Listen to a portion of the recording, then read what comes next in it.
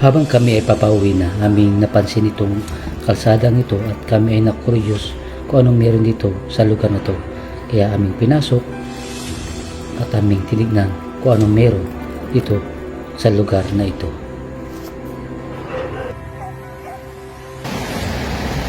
Dito po tayo ngayon sa isang spot. Dito banda rin sa Barangay Silpukan. Kung makikita nyo, meron siyang beach front, meron siyang buhangin, hindi katulad sa iba na puro bato.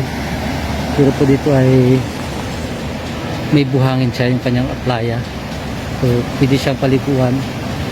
Kasama pa natin si Buskin. Ito po yung kanilang pangalan,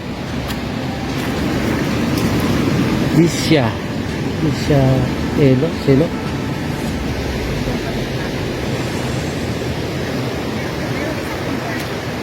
Bali, ongoing pa rin po yung construction, pero pwede na rin daw po nagtatanggap na rin po sila ng mga guests. Bali, meron po silang mga kubo yan, at meron na rin po sila, gumagawa na rin po sila ng pwedeng pag-stayan overnight yan, pwede mag-overnight.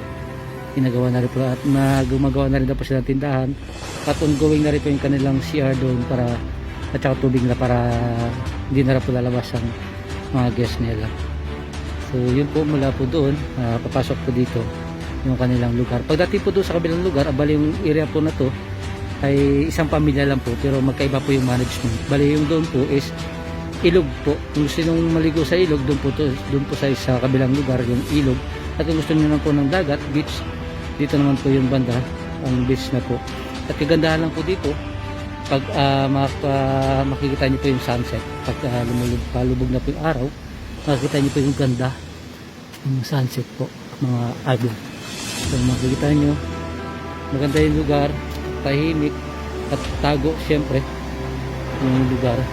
So pagdating dito, pagdating sa playa, makikita nyo naman yung ganda ng combination ng buhangin at ng mga bato.